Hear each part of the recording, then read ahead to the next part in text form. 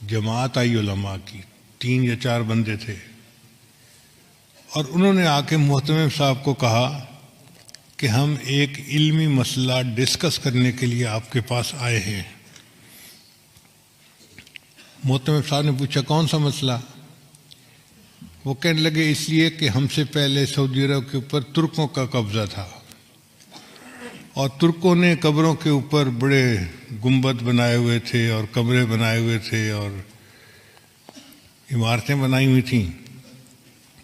تو ہم نے حدیث مبارکہ پڑھی جس سے ثابت ہوتا ہے کہ بناء علی القبور کی اجازت نہیں ہے، یعنی قبر کے اوپر آپ عمارت نہیں بنا سکتے۔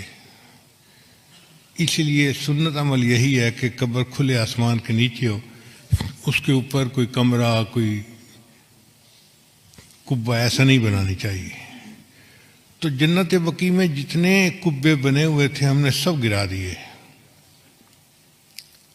اب مسئلہ آیا گنبد خضرا کا،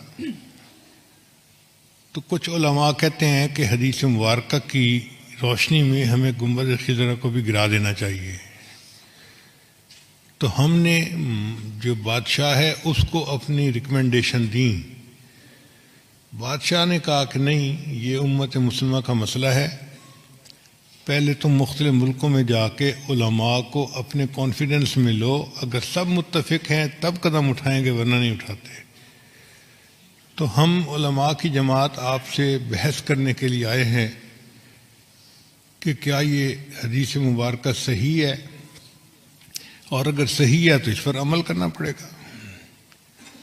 محتمم صاحب نے کہا کہ جی مجھے آپ 3 دن کا وقت دیں، میں سب علماء کو اطلاع دوں تاکہ وہ یہاں آ جائیں، اور پھر ہم اس بارے میں اپنا موقف آپ کے سامنے ظاہر کریں۔ ان کا ٹھیک ہے، ہم 3 دن دارالعلوم میں مہمان بن کے رہتے ہیں۔ محتمم صاحب نے بڑے بڑے علماء کو دعوت دے کے بلا لیا۔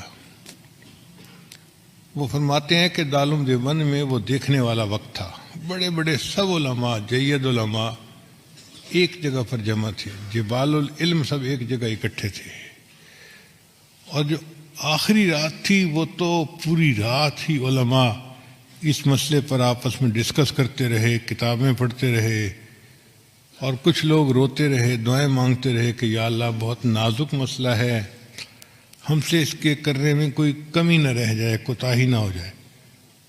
اگلا دن ہوا، عصر کی نماز کے بعد مجمع بیٹھا تھا، تو محتمم صاحب نے ان علماء کو کہا کہ جی آپ سب علماء کے سامنے اپنا موقف پیش کریں، پھر جواب ہم دیں گے۔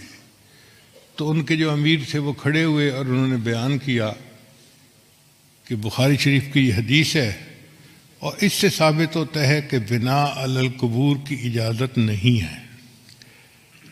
تو ہم نے جنت بقیع کے اندر تو قبروں پر جتنی عمارتیں تھیں سب گرا دیں۔ اب مسئلہ ہے گنبد خضرا کا۔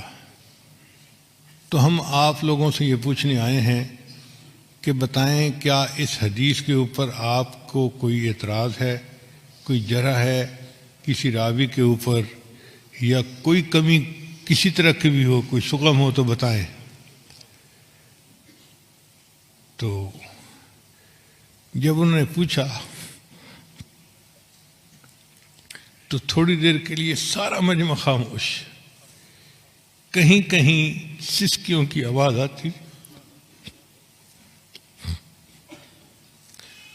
علماء کی آنکھوں سے آنسو جاری تھے، اور وہ رو رہے تھے کہ اللہ ہم سے جواب دینے میں کوئی کوتاہی نہ ہو جائے، اور کوئی جرات نہیں کر رہا تھا اس کے جواب دینے کی۔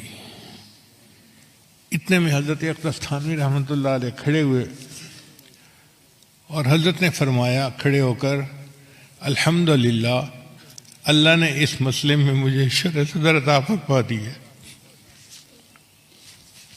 تو اس نے پوچھا کہ شرح صدر سے کیا مراد ہے؟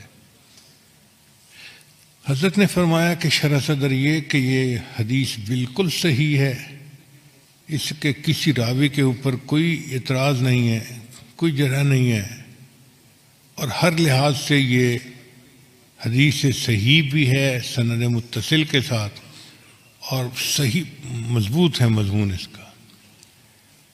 تو جو ان کے امیر تھے وہ کہنے لگے کہ اس کا مطلب یہ ہوا کہ اگر یہ حدیث صحیح ہے تو پھر تو نص ہو گئی، اس کے اوپر عمل کرنا ہمارے لیے ضروری ہو گیا، تو کیا ہم گنبد خضرا گرا سکتے ہیں؟ تو حضرت تھانوی رحمۃ اللہ نے جواب دیا،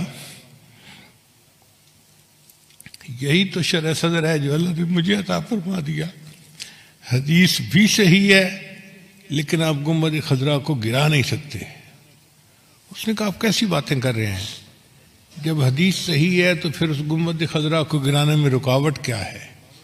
حضرت نے فرمایا اس کی وجہ یہ کہ حدیث پاک کے مطابق بنا علی القبور کی اجازت نہیں ہے، کہ قبر کے اوپر کوئی عمارت، کوئی کمرہ، کوئی جبہ کبہ بنانے کی اجازت نہیں ہے۔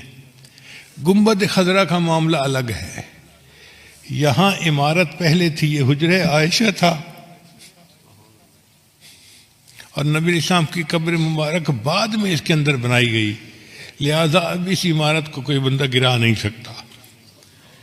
ایسا جواب تھا کہ وہ لوگ مطمئن ہو گئے۔ گنبد خضرا آج بھی ہے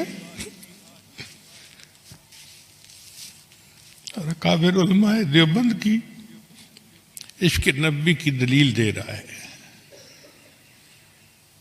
اللہ علم کی گہرائی عطا فرما دیتے ہیں تو بندہ پھر علم کی تہ تک پہنچ جاتا ہے۔